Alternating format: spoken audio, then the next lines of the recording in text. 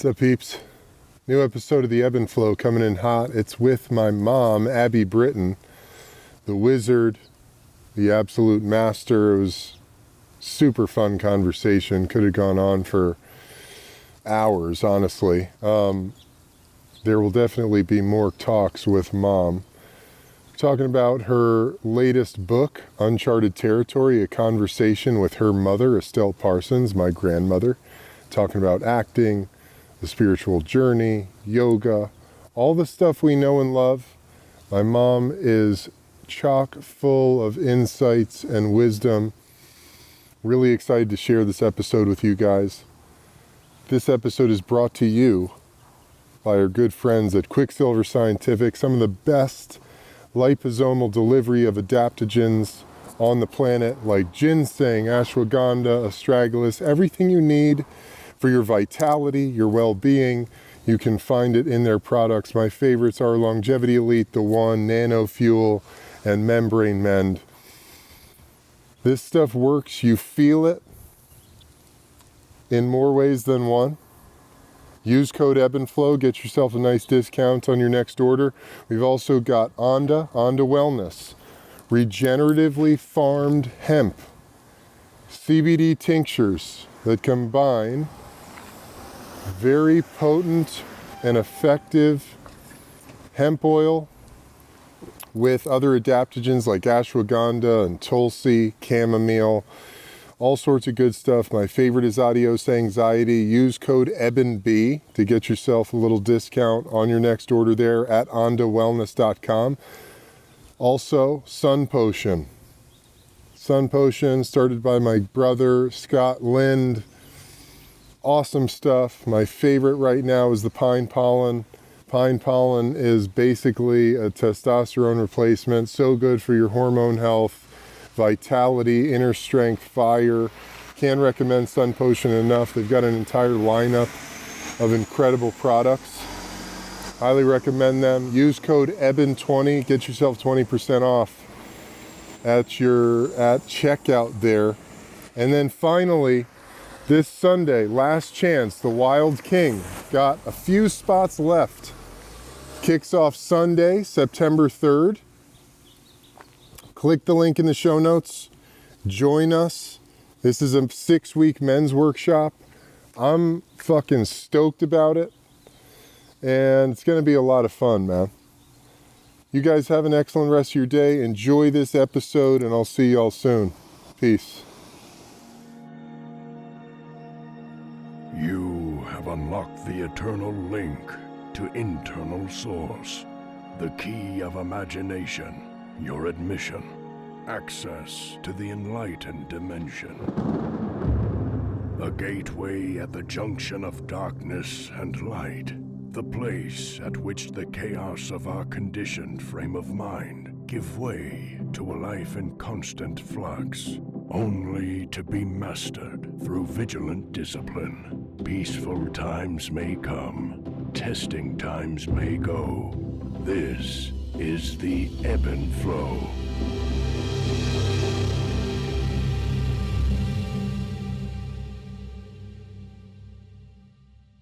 What's up, peeps? We're at the Ebb and Flow. We're back in the saddle. It's a Britton family sit down. We're still getting adjusted. Super special episode today. I'm really excited about it. We've got Mom on the podcast. Sweet. The great and powerful Abbie Britton. Welcome, Mom. Thanks, boys. Stoked to have you here. I was wondering what you would call me. What do you think I would call you? Mom, Mamu. Yeah, Mom. So, first of all, it took us about 2 hours to get ready to do this episode. Of Family course. Fights.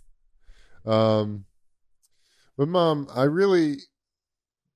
want to talk to you about lineage, yoga, our family, And maybe the best place to start this conversation is with the recent publication of your book, Uncharted Territory.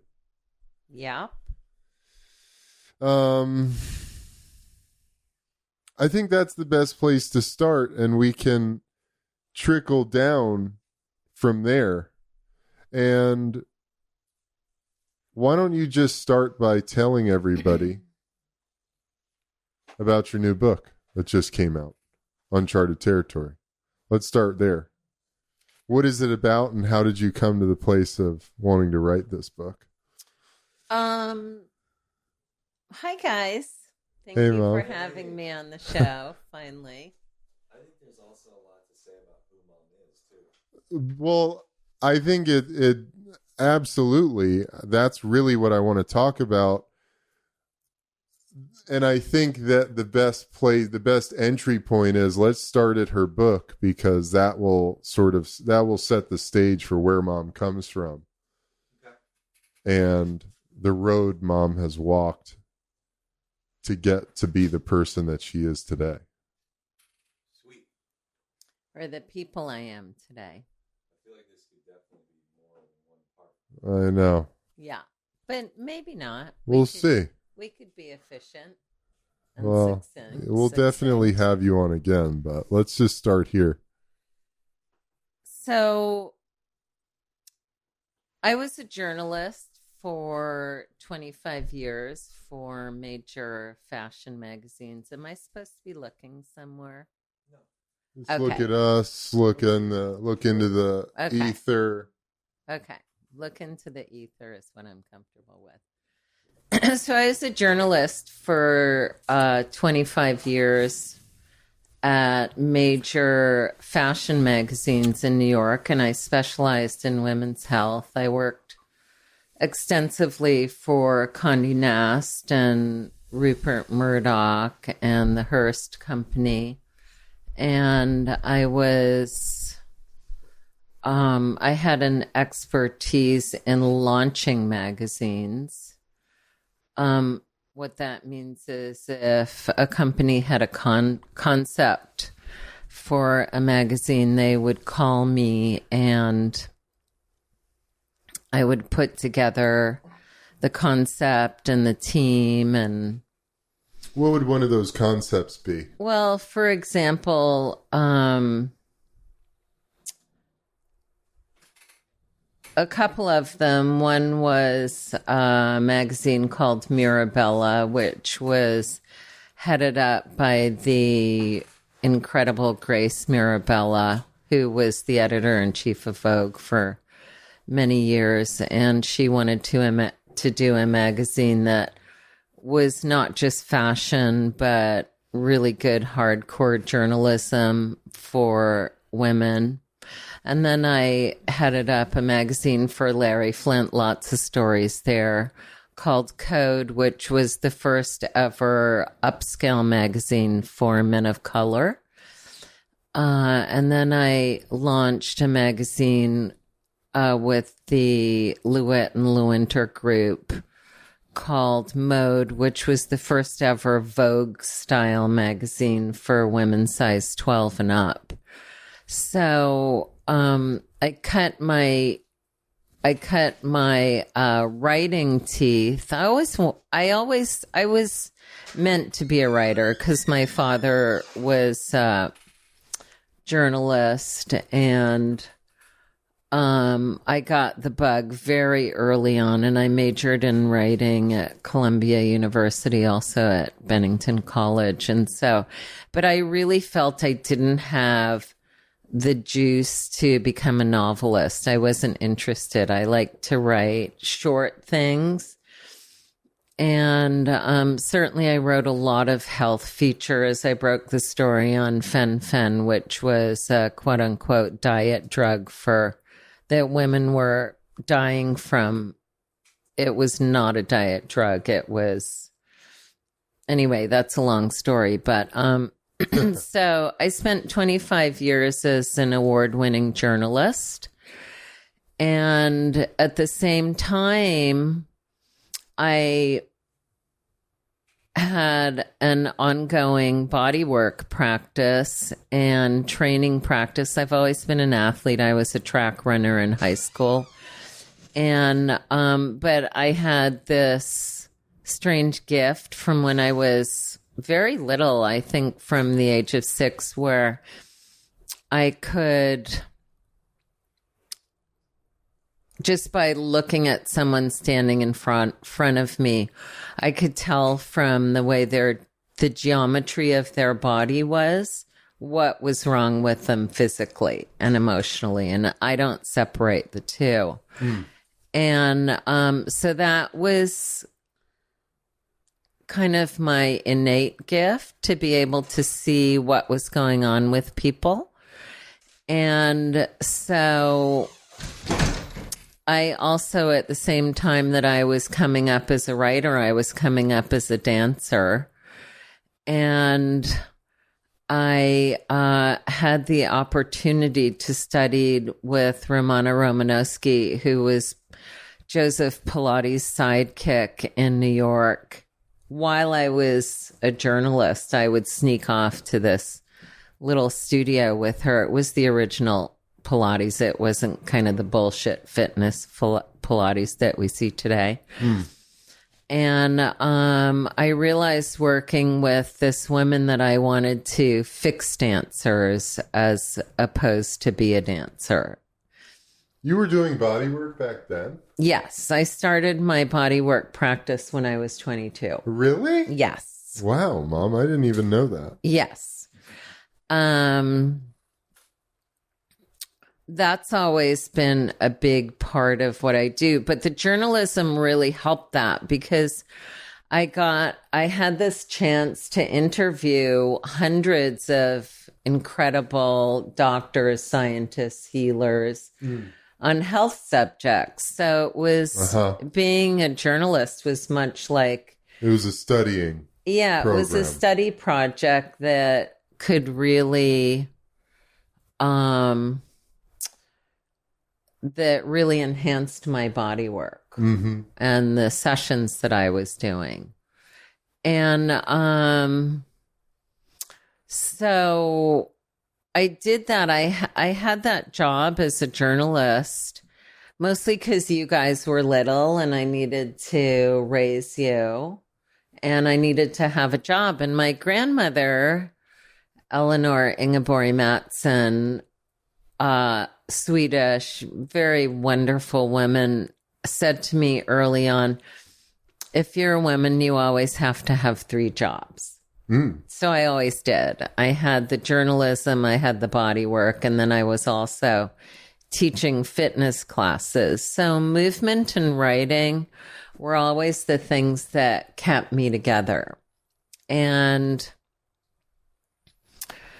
I grew up, my mother's an actress. She's the Academy Award winning actress, Estelle Parsons. She won Best Supporting Actress for Bonnie and Clyde. And then the next year she was nominated for Best Supporting Actress for her role in Rachel. But she's very much a theater actress. So I also had this other wild part where I grew up in theaters. So I spent, because, you know, she was a working actress and super poor. We didn't have a lot to eat a lot of the time.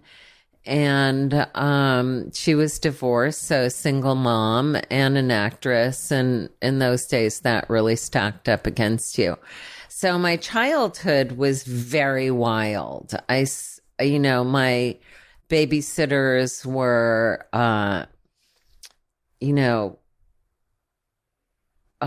nighttime cafes. I would sleep in the booths in the nighttime cafe after Mom's show, or my sister and I have a twin sister, Martha, Auntie M, who, is my partner in crime. And we just had bicycles and we rode everywhere in the dark. We rode miles a day to get to where we wanted to go. We were super expert bullfrog catchers and turtle catchers.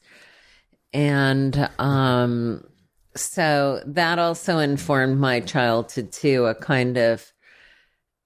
it wasn't normal. I mean, it was just wild and free, no bedtimes, find what you could to eat. And one of my refuges was also being with animals. So I became all animals, turtles, frogs, horses, dogs. I trained horses for a while. I had my own horse. So I also, because I was a little bit left of center as a child, I always had a lot of, relationships with animals, and that made me very, very happy. So that got me interested in, the way animals respond to each other and speak to each other. And so I got very interested in Native American medicine at an early age. We grew up with my aunt and uncle. Often my sister and I lived with other families. And we grew up with my aunt and uncle on Lake Winnipesaukee in Wolfboro, New Hampshire. And that was Abenaki country. And I decided that I was an Abenaki, that I had just grown out of the earth, which my mother confirmed at your wedding, I believe. Yeah, she did. Yeah. So, my mother's thing is if you think it and believe it, it is. So that's wonderful. Anyway, because I was a journalist and a well-known one at that, mother came to me about 10 years ago, and she was trying to write a book about her accomplishments in the theater as opposed to movies and her acting process. And so... Well, had she been approached a handful of times by writers to do the biography? Yes. She basically destroyed all of them, so... Well, she had a number of writers that she had hired, and it just wasn't working because my mother has a really big personality and needs to be translated, and these people seem to want to do what she called a commercial book. My mother is really anti-commercial. Yeah. She's an artist at her core. It's interesting. Yeah. To hear Grammy put that way, but yeah, because I'm like that. Yeah. I'm totally anti-commercial. Well, I think it's in many ways the only way to go in life is, I think as an artist in particular. Yeah. I mean, you have this compulsion and you have to go with that. I mean, acting is a very odd career because a lot of people go into it wanting to be famous, and that's the worst possible reason. Yeah. And Mom and I had also been really incredible road dogs. We took so many road trips together to theaters all over the country and all over the world. So when she came to me 10 years ago and said that she had had a couple of writers trying to work on this book and they just weren't working out, and would I write it? I immediately said yes, because as a journalist, I thought this is just an incredible opportunity to sit down with this fascinating woman. As a journalist, I was kind of able to keep myself detached. Because as I said, Mom and I always had a very fiery relationship. We're both two really strong, direct, outspoken personalities. And so I was really excited. And then I sort of went home, which I always do when a project that I know is going to be important. I went home and just thought I have to take a nap for 10 days because I can't believe I've agreed to do this.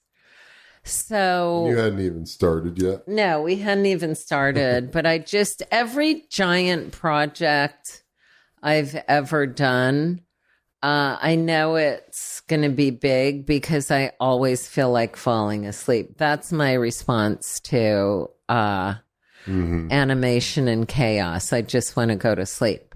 So I took my nap, and then we scheduled 3 weeks to work on the book. And this is like 10 years ago. this was 10 years ago.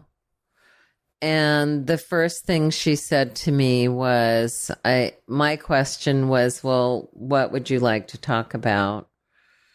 And she said to me, well, I can't talk about this. I'm offended that you'd ask me anything. And I thought, oh boy, this is not going to go well. But, you know, I'm kind of a dog with a bone. So I just sat and asked her questions, and one question would lead to an answer that would open another question.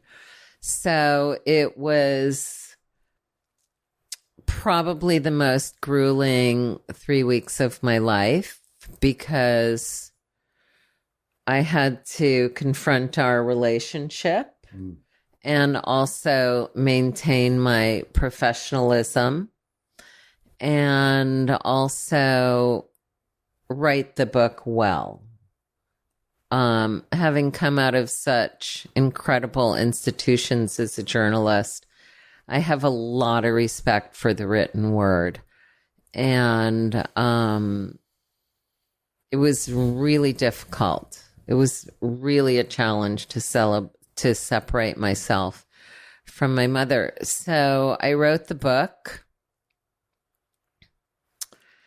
sent it to her, put it in a drawer in Wolfboro, New Hampshire, and forgot about it. I never wanted to see it again. I think you gave it to me at one point. Yeah, I probably gave you. Yeah, you had an original copy for like 2 years. Yeah. So I just. So you came away from that 3 weeks with a book written. Yeah, pretty much. No, it was a full manuscript. It was the full manuscript from beginning to end.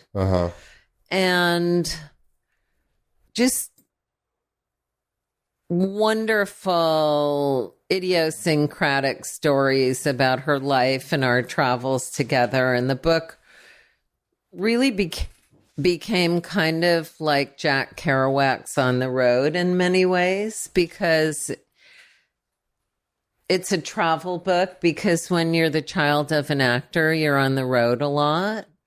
And it's a book about a mother-daughter relationship and how to live through that and come full circle and really love each other. And it was also first and foremost about her work. So the book contains just pure dialogue from her talking. I just would turn the mic on and let her talk. And a lot of times I'd run after her, and when we'd be at family dinners, she'd start talking and I'd just turn my tape recorder on. Because that was kind of easier to get the interview done that way. And I always had my tape recorder in my pocket because I realized sitting face to face was not really going to work, because that's not how she rolls. So I forgot about it. Well, you also had a fear. Yeah, I had this big fear that if the book got published, she would die.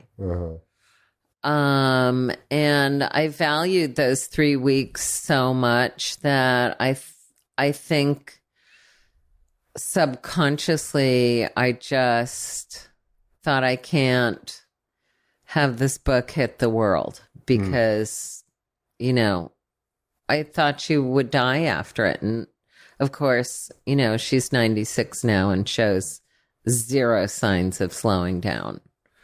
In fact, she's doing a play this summer somewhere, and then she's doing a giant production in September.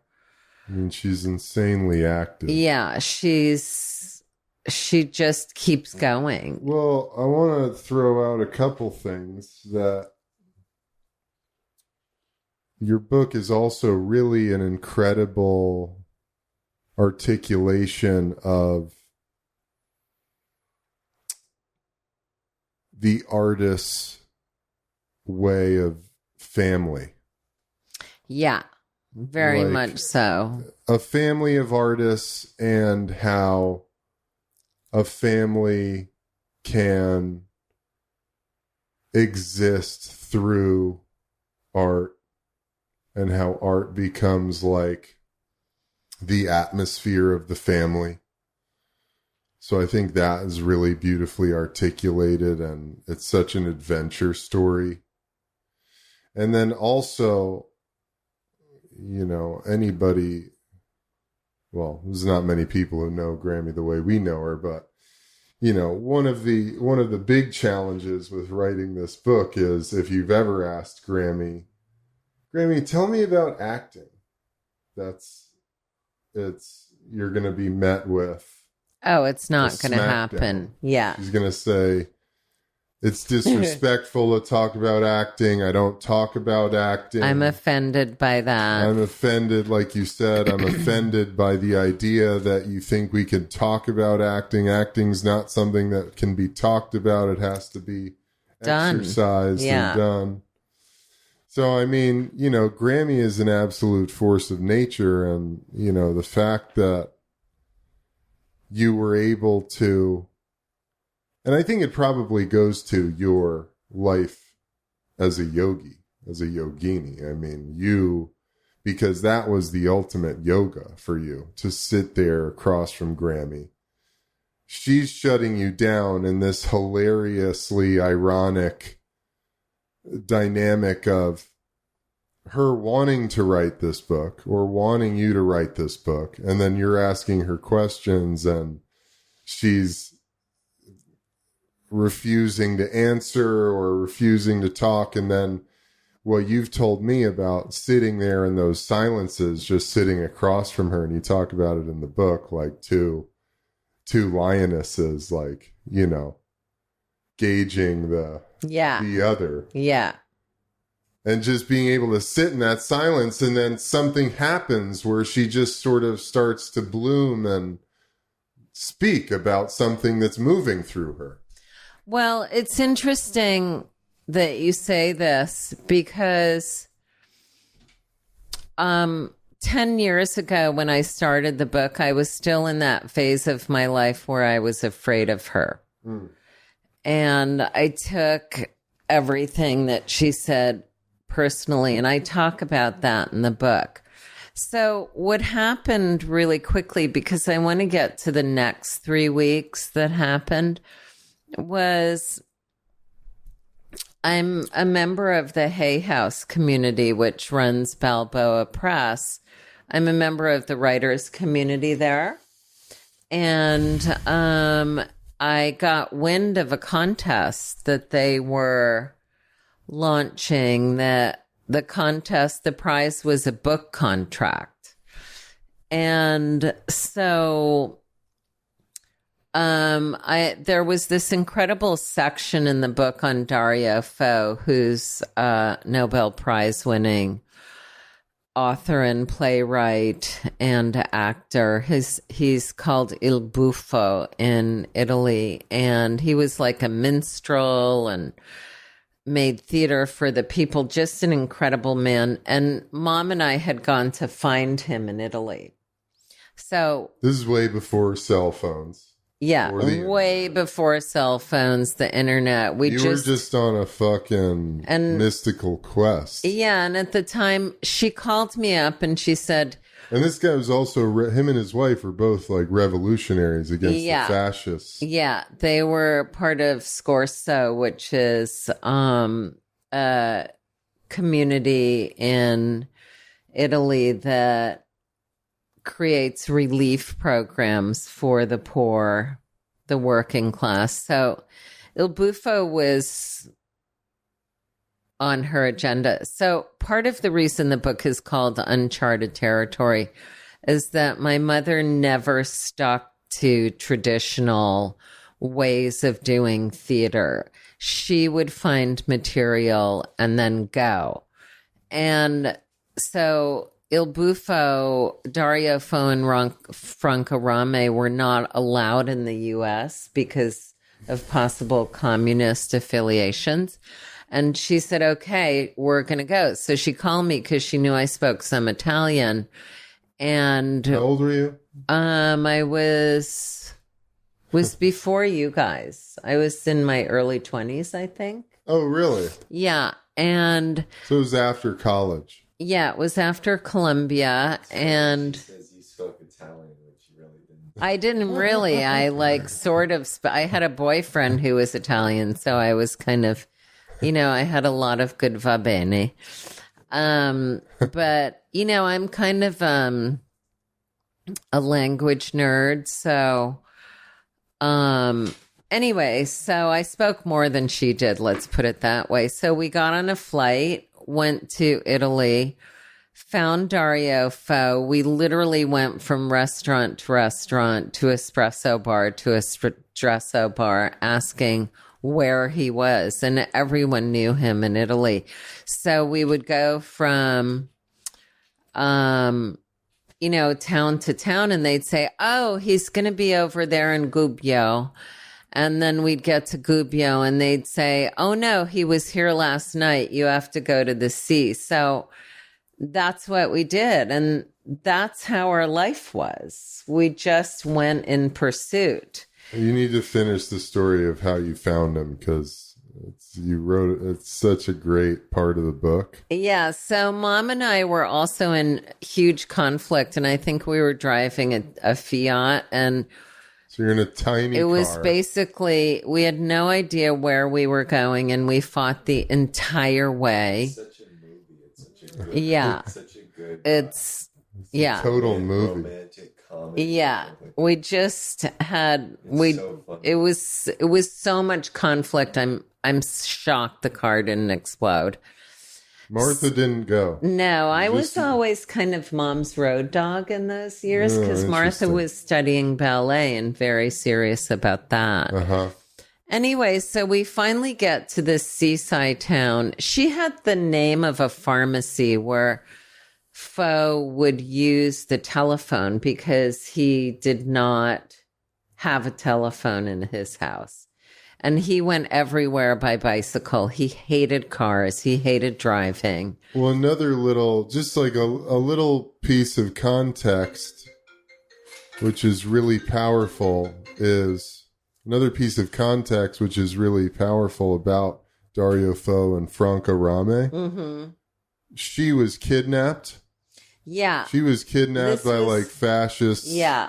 And like thrown in a van, hood over her head. Yeah, burned with cigarettes, raped, left on the side of the road. So this is like real shit. Like they were actual like revolutionaries. Yeah, so we were going into that territory, and she was an amazing woman because a month later she was up writing plays again. It's crazy. So my mother was really interested in this kind of. In Sanskrit, we call it rasa. She was really interested in the deep flavor of work. And these two people had that deep flavor. So we drive into this town called Cesenatico, which is basically on the Adriatic Sea. And we get in there, and it's literally all sunburned Germans with name tags. And I just think we're not going to find this guy. We go to the pharmacia, and it's closed on Vacanza.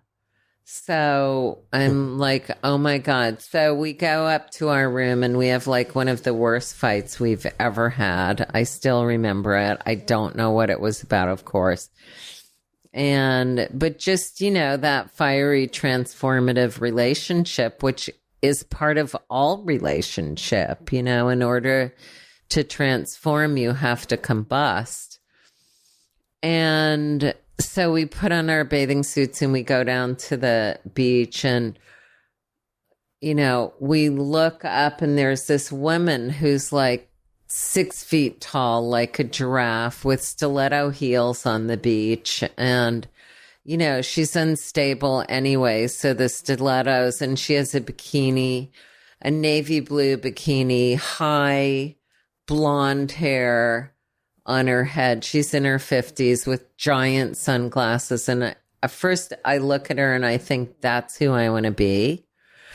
And then she starts going, Dario, Dario. And it turns out it's Franca Rame. Uh-huh. So we had just like driven in, but that's it. I mean, that's the artist's thing. I just want to say that you go off the map, you have a purpose, and something unseen directs you. And that's basically why this book is called Uncharted Territory, because you need two things in life. You need to not question what you're compelled to do. And you must go off the map to do it. You must have a sense that you're moving into the unknown. You have no idea what's going to happen, but you're compelled. If you're not compelled, don't fucking do it. But if you have, this is what's called dharma in Sanskrit. It's a purpose that is undeniable, but it's not easy. It requires complete explosion. And if you do that, and it's not strange that my mother and I spent that entire fucking trip short of fist fighting, because the entire trip with this purpose that she had to find this extraordinary writer and his wife, it had to be accompanied by fire. So my understanding of life is that if your purpose doesn't come with some fire, I wonder what it's going to mean when you get there. I really wonder what it's going to mean, because in my experience, nothing truly amazing happens without a lot of shit falling apart. And that to me is how you find your inner compass. And, when I got wind of this contest, I thought, I have to enter this contest. And I had like one chapter of the original book. I think I got the manuscript from you. Uh-huh. And yeah, I found it in my drawer. Yeah. You had given it to me. Yeah. I'd like tucked it first on my desk in my office, and then like it made its way into a drawer. Yeah. And I was cleaning stuff out one day and I pulled it out and I was like, oh, and I texted you, I think, and I said, hey, Mom, I have this manuscript. You want it? Yeah. And then at the same time, my sister said to me, I found this manuscript. My sister is the artistic director at the Actors Studio in New York. Talk about walking through fire. Because being the daughter of Estelle Parsons and trying to be an actress, I don't even know what that's like. I was like, I would never even think about being an actress with that lineage. But, so my sister found the manuscript and she texted me right after you did. And she said, you have to publish this book. Uh-huh. And that was the same time that the contest came up. So I sent them the chapter on Dario Fo. And if you know Hay House basically Louise Hay. Louise Hay, who's she was my mentor as a young body worker because she was the first person to connect that our emotional, physical, and spiritual lives intersect in ways that must be acknowledged, And she wrote this incredible book called You Can Heal Your Life. So it was a strange vortex of oh, this is Louise Hay. I'm a body worker because I make my money as a healer. Worst word on the planet today because everyone fucking thinks of themselves as a healer. But never mind. So I thought, okay, Louise Hay, this thing, I'm going to send the Dario Fo thing. They publish only books like Wayne Dyer, God rest his soul, incredible. Carolyn Meese, Dr. Joe Dispenza. I mean, incredible people. And I thought, okay, I'll just send it. And a couple months later, I get an email from them, which I delete. And then I think, oh, I think it's about contest time. And I get this, am writing them to tell them that I deleted their email. And then somehow or another, I find out that the book has won first prize. And I'm like, holy shit, now what do I do? Because I had this manuscript. It was written 10 years before when Mom and I were in total insanity. And now I'm not in insanity. Now, I have this incredible seat of an elephant. I mean, I can just sit and be like, okay, whatever. You'll talk at some point. So I called Mom up and I said, this book just won this prize. So I have to come back to New York for 3 weeks. This was a fascinating process. And what I will tell you is that we cut about the book is very small. It's a quick, easy read. Thank fucking God. Because of people's attention span right now for reading, thanks to Instagram and social media. So we cut about 50 pages out of the book.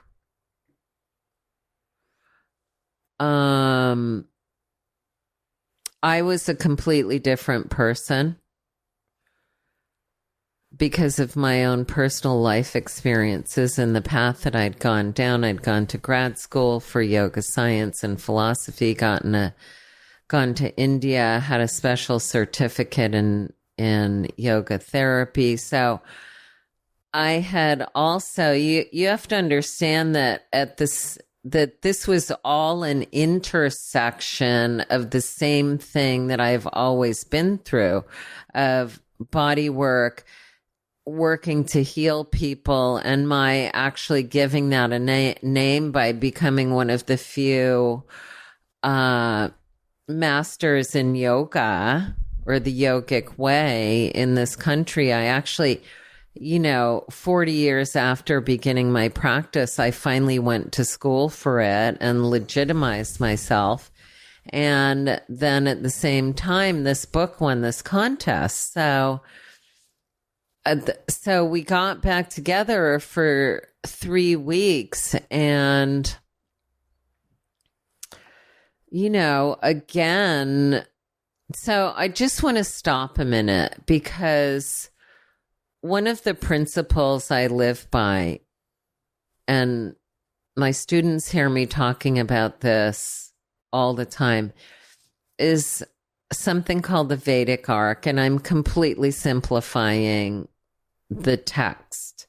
But the Vedic Arc goes like this. It goes chaos, acceptance, new practices, right rhythm, and vision. And the new practices basically means community. And so what is the vision? Can we go back? Yeah. Because it's like chaos. You find yourself in chaos. Beautiful. It's like you always say. Oh, you're in chaos? Yeah, my your thesis life is was falling called, apart? yeah, my thesis was called If You're in Chaos, I'm Happy for You. Right. Yeah. So you're in chaos or anything, because this could be a situation too, right? This Yeah. could be from the macro to the micro. Yeah. The universe to the or individual. it's just in your mind sitting there in 10 minutes going, oh my God, my life is great. What the fuck? Everything's falling apart. Then you come into acceptance. Yeah, you come into acceptance of exactly what is. You start practicing new practices. Yeah, you only do new practices when everything else you've been trying to do doesn't work anymore. Stopped working. Yeah. So you start doing new practices. You get into right rhythm. So you get back into rhythm of, okay, Right. we're back to balance. Right. And then what's vision? Well, Wouldn't that the final, is that like rebirth? It's interesting because in Sanskrit it's called asat, which is chaos. Sat. Is without truth. And then sat, which is acceptance of truth.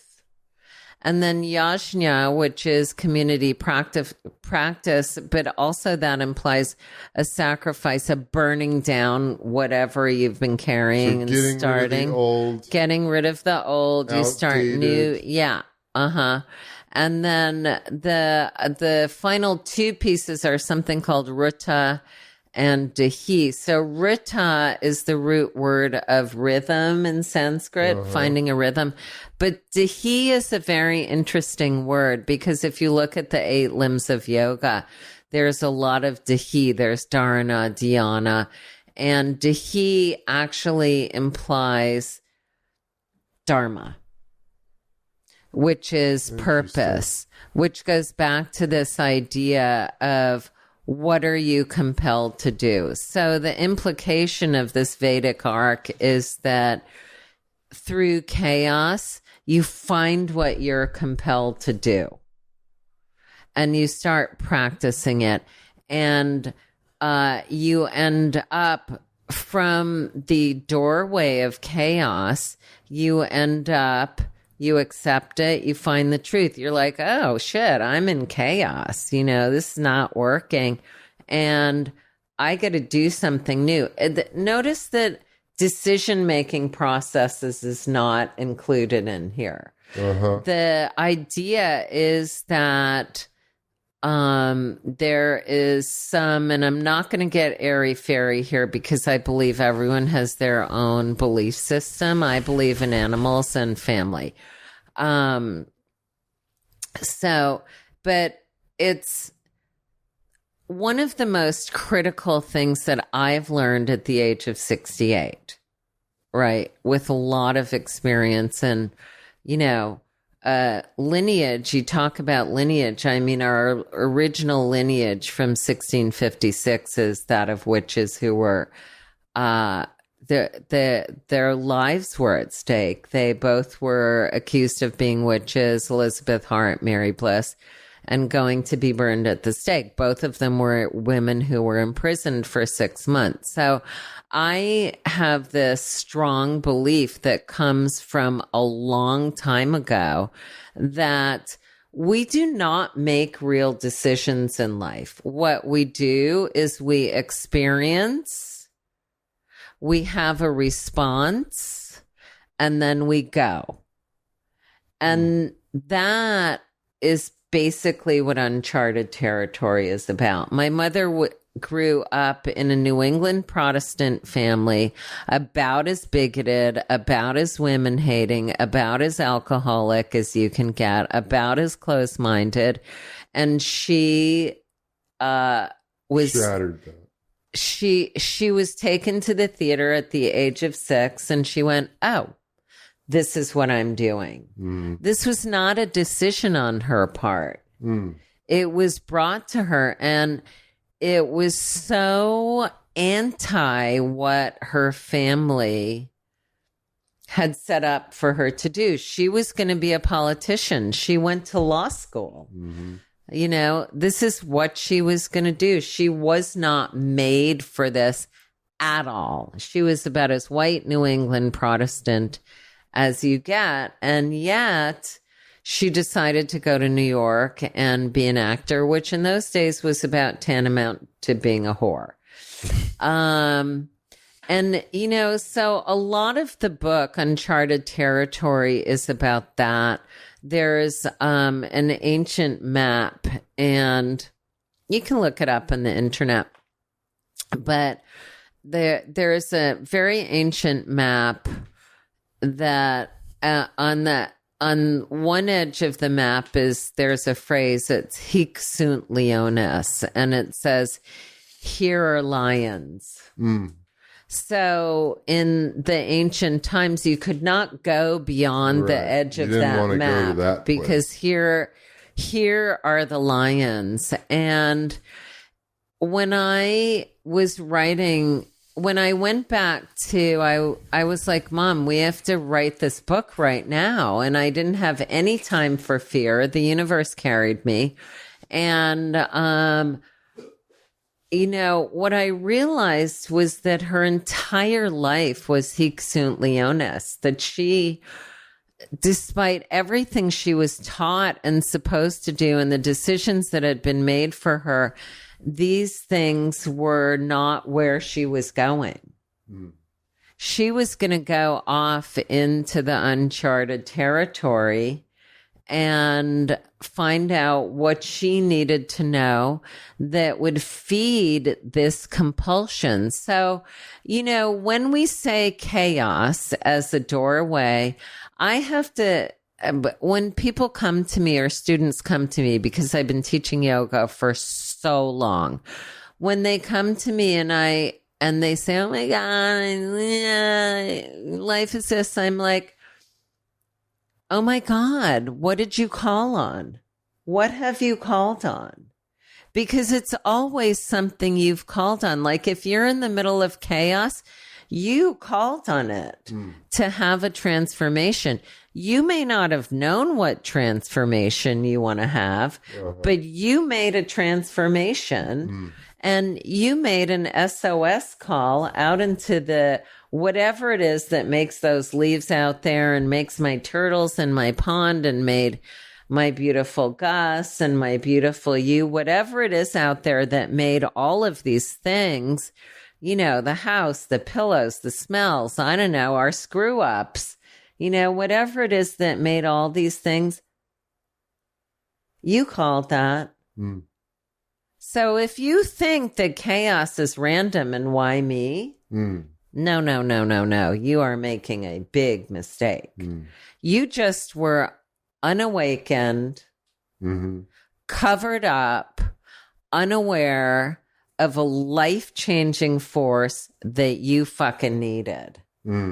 I have people around me right now who are, one person in particular who is in the hugest crisis of their life. I mean, I when I say huge, it's about to hit the newspapers. And I was like, wow, look at what you called in. You know, wow. Total shame, public humiliation. But wow, that's a big lesson. And the universe just hit you over the head with her motherfucking pocketbook to make you wake up. I mean, you know, and this comes to accountability. You know, we can never say, oh my God, why'd this happen to me? You know, that is not an option in this life. This is not an option. The only option is to say, I called in this and shit needed to blow up. And now I'm going to pick up the pieces that I don't want and move forward. The problem is when you get into the cyclical thinking of, I'm going to blame that guy. I'm going to blame this. This didn't work out for me. I mean, when I decided to become a yoga teacher, I had those jobs because of what my grandmother said. And, you know, walking in, being a journalist. being a fashion journalist and walking into the building and people looking at me up and down in the elevator and, you know, wondering if my Prada was real. Like that was what was important. And one day I was just like, you know what? I'm not doing this anymore. And I decided, this was like 19 years ago. And I decided I was going to commit to body work and yoga. We were before that making about, and I say we because my money's your money. We were making about $200,000 a year. I made this decision. And the next year I made $19,000. But you know what? I was super happy. But I couldn't not do it. I had to blow up my life. I just had to leave that path and do something that was compelling me, you know, and we had a great life and things, you know, the problem is, and I say this a lot, never shake your finger at chaos. You know, never shake your finger at it. Just pick up the pieces that you want to pick up and leave the rest behind. And basically that's what this book is about. It's about going off the beaten path because you're compelled to. And once you're compelled to do this, you do it and shit falls apart. You cannot say, I took this path. Why is shit falling apart? Because the shit falls apart because it has to fall apart.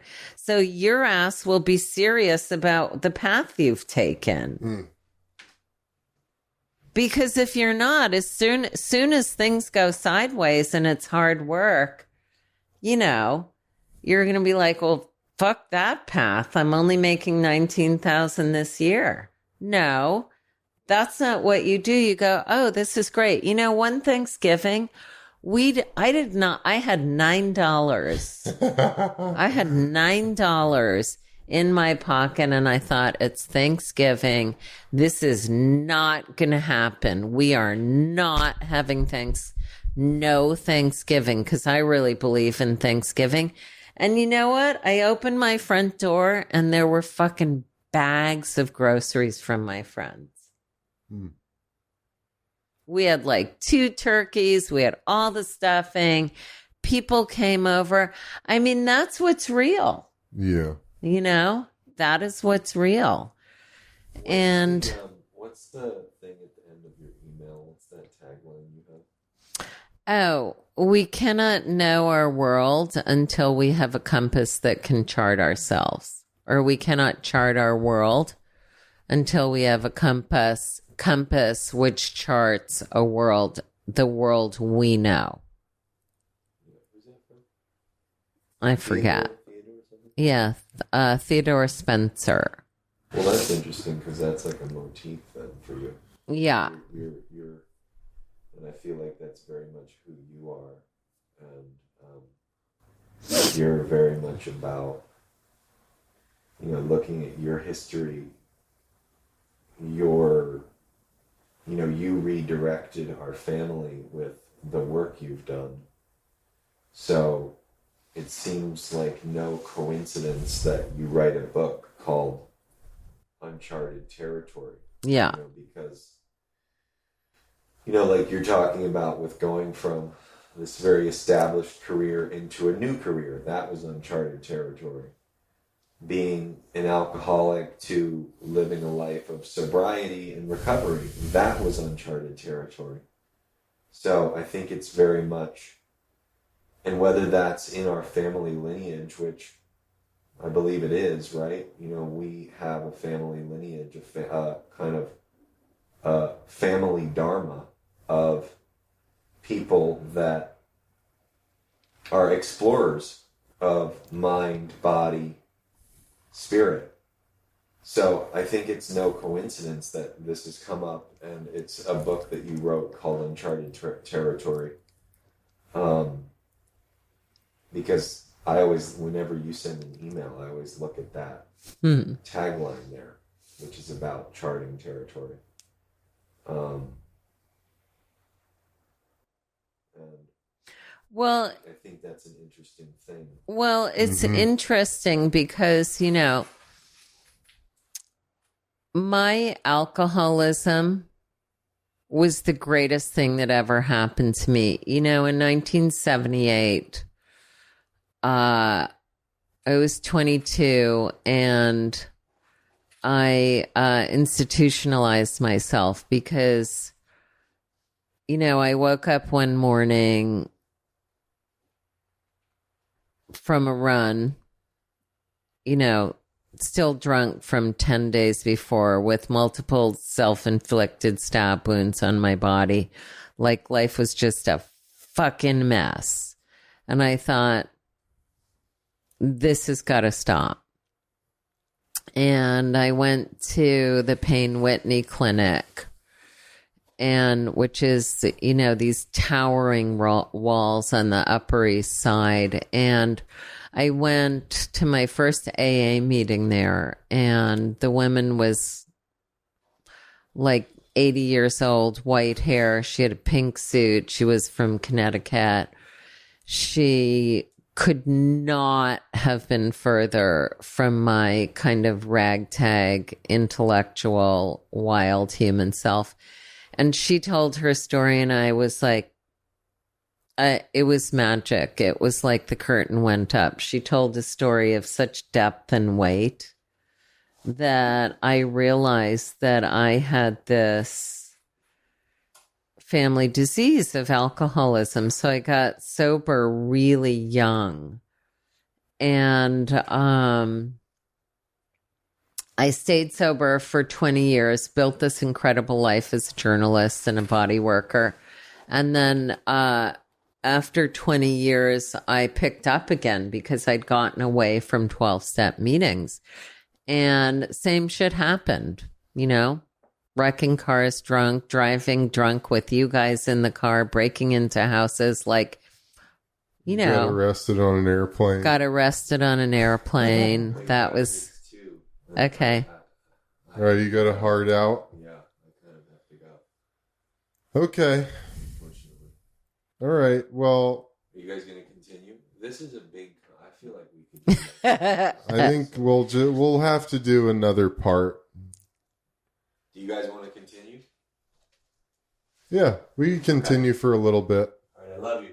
I love brother. you. Bye.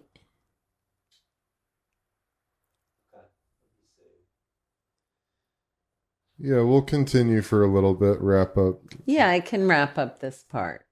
Oh, that's good, Mom.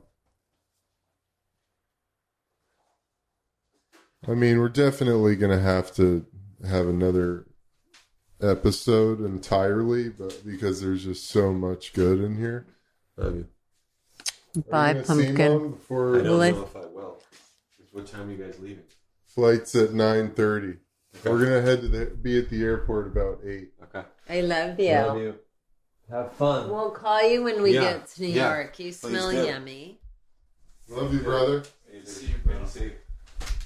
Talk to you later, man. Love you, dude. Love you. See ya. I'll see you later. Okay. All right.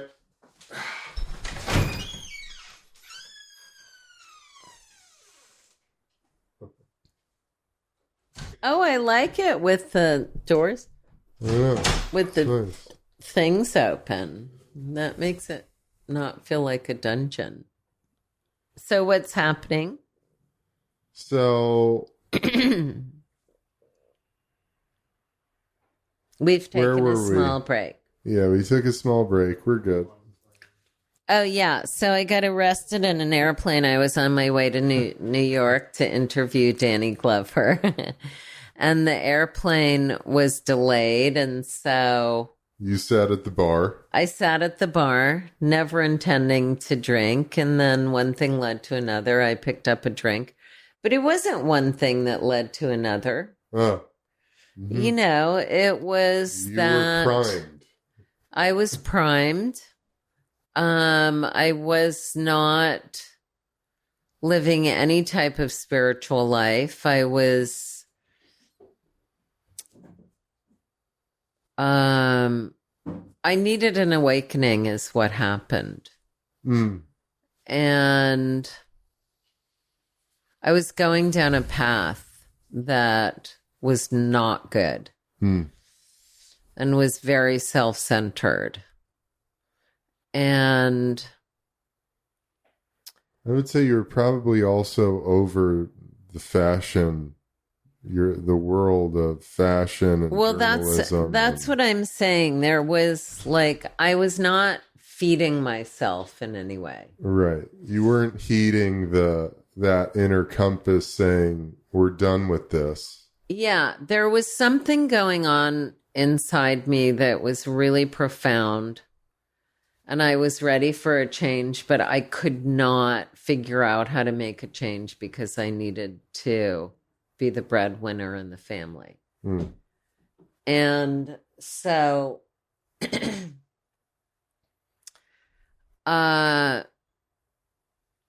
apparently I made a call to the universe and ended up arrested. And I remember I got thrown into this detox. You know, this was not a fancy detox. I've never sort of ended up in a fancy detox, but this was fucking hardcore. And I was like, wow, this is the greatest thing that ever happened to me. I got a moment where time can stand still. And I can get better. And that was very much, I was 43. That was very much the beginning of, I will say, I want to say was the beginning of my yogic journey. And my 12-step journey, which to me, I mean, if you look at any of the ancient texts in yoga, the fundament of 12 steps is in there. For example, the first of the 8 limbs is how we treat others. The second is how we treat ourselves. The third is asana, which basically is defined as the seat you take in life. And I mean that with weight and depth, the seat. Who are you? But also it's an interesting word because in Sanskrit, it has a quality of taking action. So, I needed to change how I was treating others, my family first, my relationships, then how am I taking care of myself, my food, my rest, my sleep, what actions, what seat was I taking in life? I mean, here I was winning all these awards and I was just like, I didn't even show up to the award ceremonies, you know, and, you know, the next is how you breathing. How you breathing? You know, are you paying any attention to that? Because without breath, there's no digesting life properly.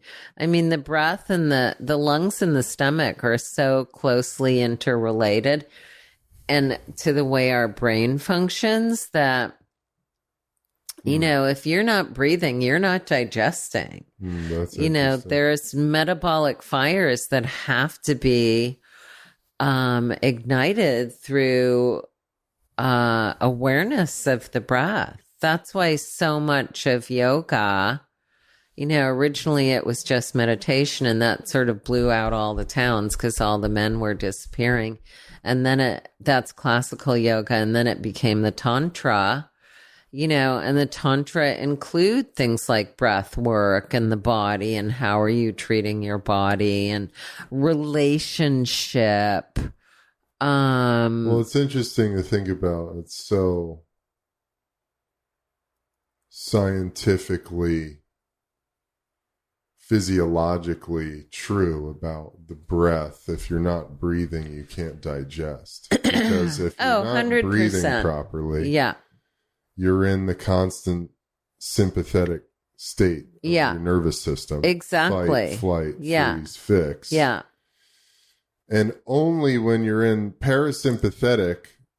parasympathetic state of your nervous system is rest and digest. Exactly. I mean, it's not a mistake that it says that, rest and digest. Which is all a matter of how are you breathing? Yeah, 100%. How your nervous system functions is completely a manifestation or an expression of your connection to your breath. Well, it's interesting because, I studied so much yoga. I've studied from a textual point of view, from a practice point of view. I live what I call a yogic life, which means I live in what's real. And I practice rightness of attitude, rightness of communication, rightness. I'm crazy still, but whatever. But I want to say that in my studies, what I've discovered, and I've had so many opportunities to interview real yogis. I mean, in California, it's super hard because there's so many fucking 2-hour teacher trainings. And I'm like, please get me away from these girls on Instagram who are fucking doing back bends. And, when they're 30, they're going to be crippled. And also they're just showing their asses. It's like, what's that have to do with yoga? I don't mind it, but come on, don't make it a yogic practice because you're 20 and you can do a back bend or drop back handstand. I don't really care. But what I want to say is the great sages of hatha yoga meaning the yoga that includes everything, how you treat people, how you treat yourself, movement practice, breath practice, what you focus on, what your relationship to the divine is, detachment from bullshit. Sorry to say that, but if y'all are feeding yourself negative relationships and bad food, that's part of your detachment practice. You can't live a yogic life and still be complaining that, so-and-so is doing such and such and it's their fault. It's you, part of the practice of yoga is detachment. And then it gets to samadhi, which is in Sanskrit, that's translated to bliss, but really what it is a joyfulness in every moment or an acceptance, good or bad. It's like when you say, oh my God, chaos came in. Thank you. This is a good thing. Mm-hmm.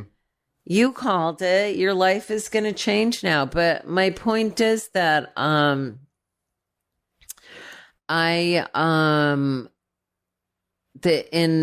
in my experience of some of the greatest yoga teachers, and I say that different from instructors, the one thing they say is, how are you breathing?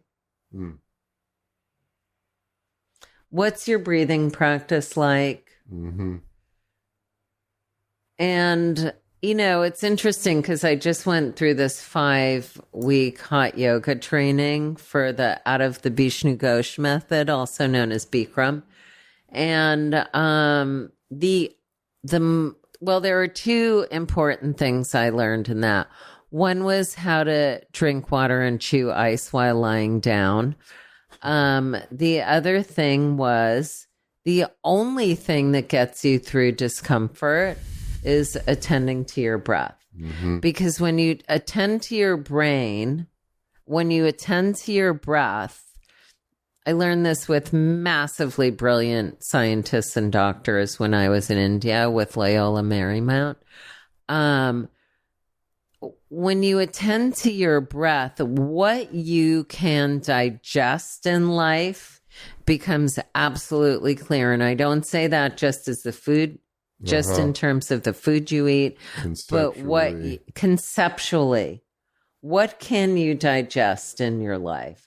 I could not digest that I was going to leave my kids alone with an alcoholic mother. I could not digest that. I was left alone with an alcoholic aunt, you know, a family that was full of rage and abuse. And I was like, you know, it's back to what Gus said. You know, I was like, if it is one thing that I do, I am not going to leave these children the way I was left. I am not doing that. So whatever I have to do, I don't care if I have to go to 12-step meetings every day and have therapy 5 days a week and do this, do that. I just didn't care. And part of that was why I turned toward yoga, because I thought this whole thing, this whole fashion world, which, you know, is the same on Instagram now, it's not truth. Like, thank God for people like you who actually speak truth on Instagram, because it's so like, if I see one more so-called breath person on Instagram, I'm going to throw up on my feet, because it's like, what lineage do you have? And, you know, with you, I know you have a lineage because you've been practicing since you were 8. You know, and my mother practiced. My mother has a 50-year-long practice, you know, and then we have this lineage of, you know, women who are witches in our family, women who went off the beaten track, went into uncharted territory. And you know what they were? They were herbalists. Yeah. And they were healers. Yeah. You know, so the thing is that, back to, if you don't begin with breath, it doesn't happen. And it's fascinating, because one of the things that's not part of this book, that is a conversation that Mom and I had, was there was a professor who he was a Stanislavski expert. And Stanislavski, his entire method, there are massive texts about this, took from the yogic tradition. Relaxation, breathing, feeling your prana. I mean, he uses that word prana. Stanislavski, for people who don't know, he's one of the greatest creative acting mind in the world. Right. He sort of... And influential on Lee Strasberg. He influenced Lee Strasberg, who started the Actors Studio in Julia Kazan, right? Yeah, exactly. So it's very much in the Actors Studio, for anyone who doesn't know. It's not just James Lipton doing interviews on... No, it's totally not that. That's the Instagram. Or AMC or whatever. Yeah. But the Actors Studio is a profound acting... gymnasium. Headquarter. Yeah, it's a gymnasium for actors, real actors. Workshop. Yeah. And it's all, quote unquote, we could... For a super layman's point of view, we could call it method acting. Yeah. Which essentially means you're creating your character, your performance based on something called your inner life. Yeah, it's based on something called effective memory, which is experience that's buried deep inside. Right. So you're not like coming at the performance from the perspective of, I'm a guy robbing a bank. Right. You come from the perspective of, who is the person who finds themselves in this scene of robbing a bank? Yeah, and who am I? And, yeah, exactly. And what have I experienced in my life that informs that, what that looks like? So I want to say that all of that is in the book, but what's fascinating about Uncharted Territory, it's called Life Lessons from the Theater, is when I started writing it with her, I thought it was just a book for actors. And then what I realized was that she was talking about how to live an authentic life that is driven by your purpose. Because my mother had a purpose. Mm-hmm. It was theater. Right. Not movies, but theater. And Well, I feel like even deeper than that, theater was this vehicle for her purpose in discovering her humanity. yeah, that's completely true. Yeah. After her humanity was robbed from her early childhood experiences. But the entire book, like, I'm just going to read you the chapters of the book real quick because it's so interesting. Contents. It says, be a maverick. You, the instrument. Curiosity creates backbone, discipline, and discovery. Follow your North Star. Fear is fertile ground. When in peril, stick to the script. Abandonment won't kill you. Survival basics. Cry if you must, but problem solve. Transformation can be accidental. Don't make a move until you have to. Change plans. Do something useful. Go to the horse's mouth. The words you speak affect your body. Integrate everything. Know where you're going. Love that. Love those. So they're not, it ended up being a book that was really for anyone who wanted to go in uncharted territory and feel good and be successful at it. Because, you know, there's this thing in America where success is about money and fame. And certainly it's really good to make a lot of money. Like, I would much prefer to have, you know, $100,000 in my bank as opposed to 100. Right? Which is not something I do anymore. Thank God it never gets back down to 100. But, you know, I have days where it's going under 1,000. You know, and I'm okay with that. I don't judge my bank account. My self-value is not based on my bank account. But what I want to say is that, you know, success. What is success, Eben? What do you think success is? I mean, I talk about this all the time. I would say success is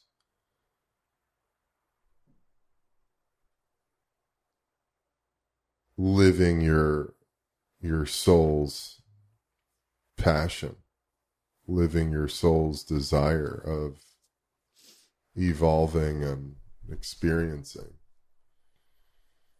You know, I think you said it best. It's not your self-value is not linked to your bank account. I think we have a real issue with that in Western culture.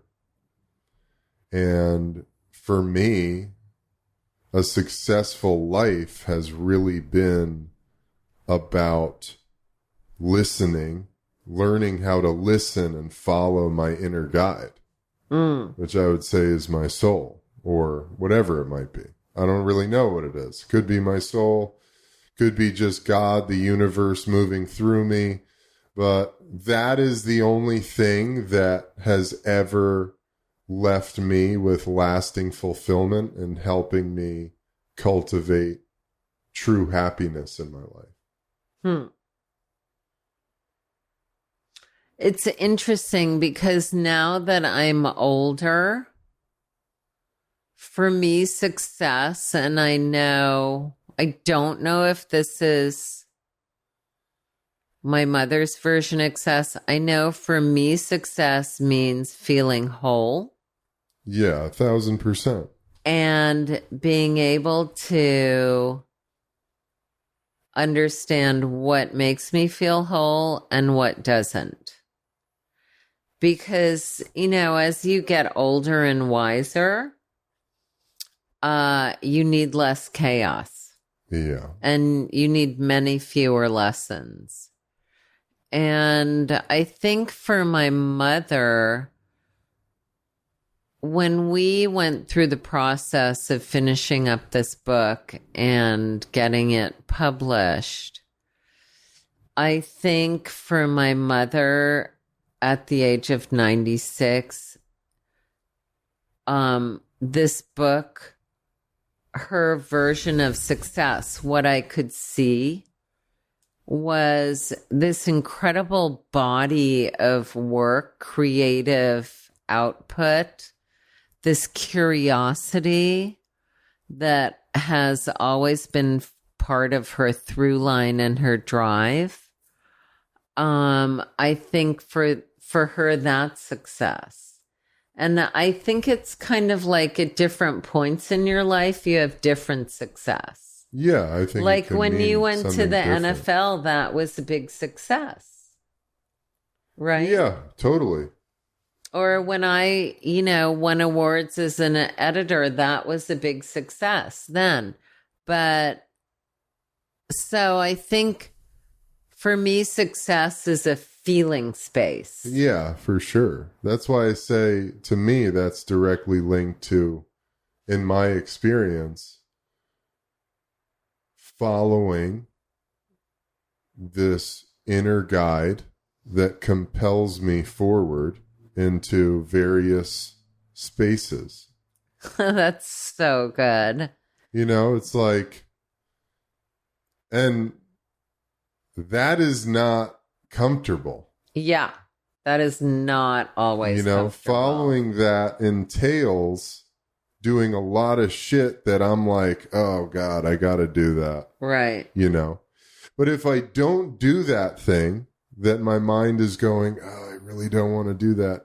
If I don't do that thing, I'm abandoning that inner sense. Yeah. Which then leaves me feeling porous, unfulfilled, unhappy, Yeah. desiring, wanting, resentful, shamed, shameful, guilty, whatever, Right. So for me, that's really what, at this stage in my life, living a successful life is about continuing to listen to that inner guide and getting better and better at just going. Right.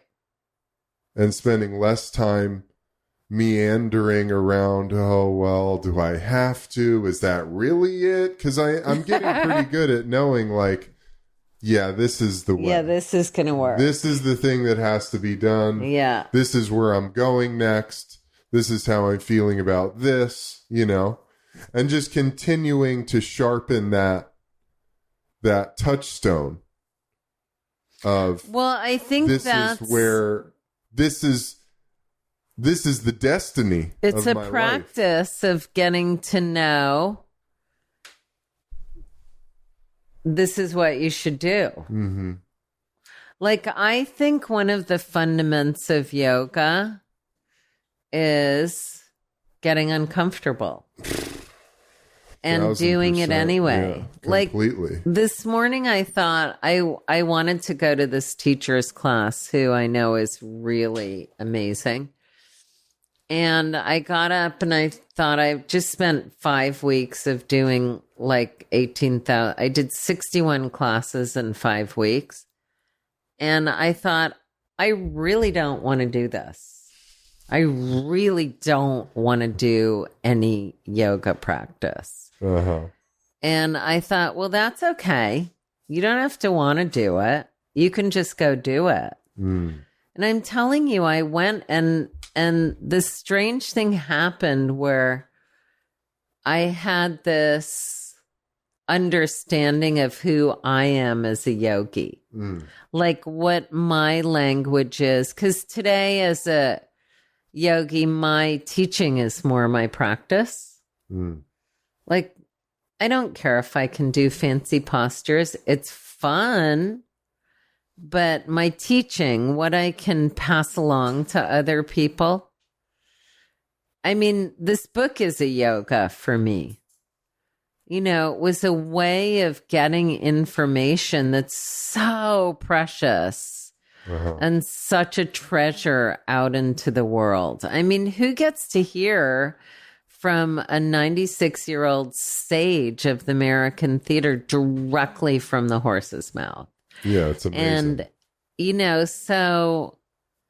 but, I didn't want to spend another 3 weeks with Mom once we won the prize and we had to edit the book.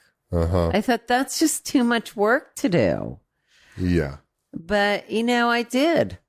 And I didn't want to go. So I think there's something in the yogic way. Like it's really a problem for me that people consider yoga as sort of don't worry, be happy. Right.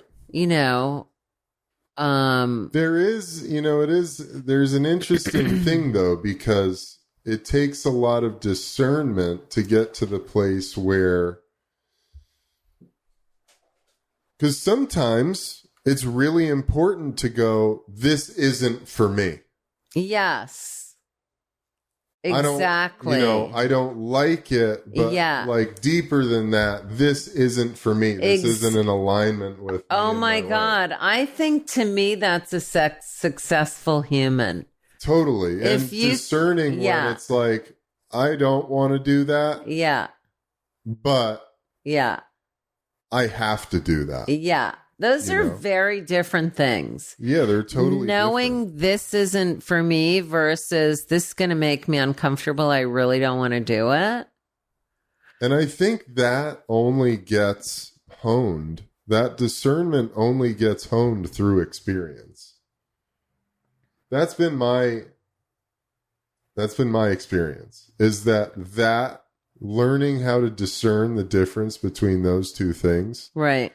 Has only been trained through just getting on the field and doing it. Yeah.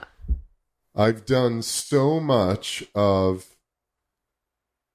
holding myself in places where I'm actually not meant to be. Yeah.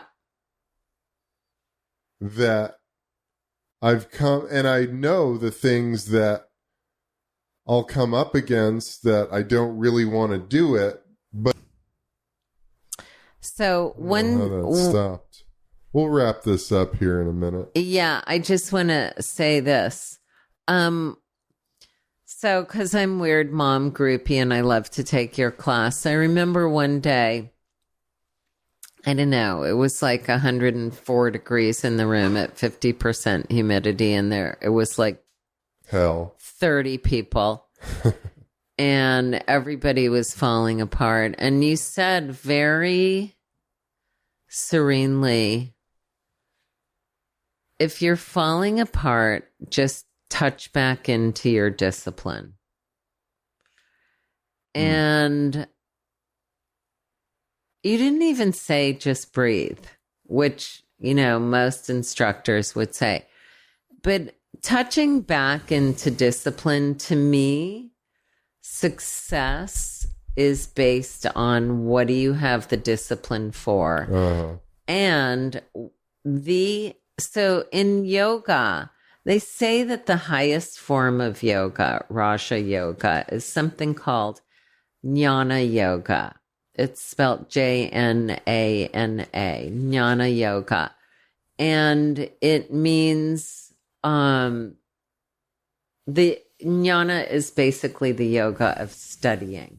And so studying and discernment are hand in hand. One feeds the other. You study so you can discern. And it doesn't really matter what you study, but the result is discernment. And so the other thing that the brilliant Professor Chris Chappell, Dr. Chappell at Loyola Marymount University, which has the only yoga philosophy, science, and therapeutics department in the world. That's where I got my master's degree. He talks about how the purpose of yoga is to cultivate discernment. And that's a subtle thing. Yeah. Even our likes, like, where do our likes come from? Totally. Where do our needs come from? Where do our wants come from?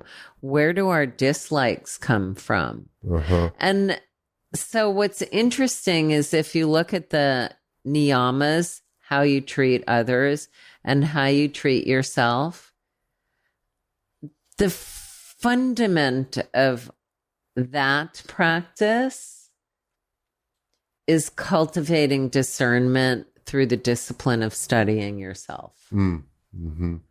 And, that's what my mother taught me. Love that. It's fundamentally what my mother taught me. Yeah. How do you take disparate pieces, bring them into your body, and become whole and creative? Yeah. Well, you got to go into uncharted territory. So things get shaken up and you start learning. So, my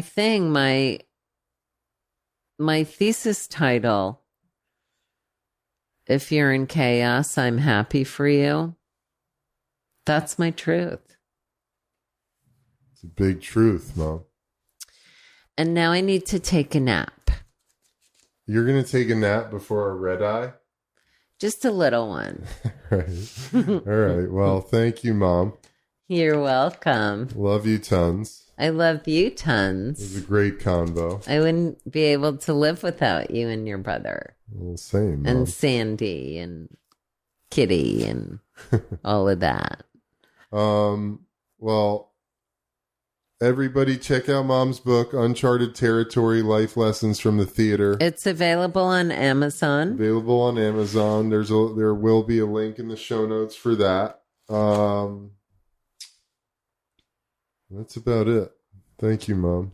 You're welcome. I love you. I love you. We'll see y'all next time. Hope you guys enjoyed that. Lots of love, everybody. Ciao, ciao. Peace.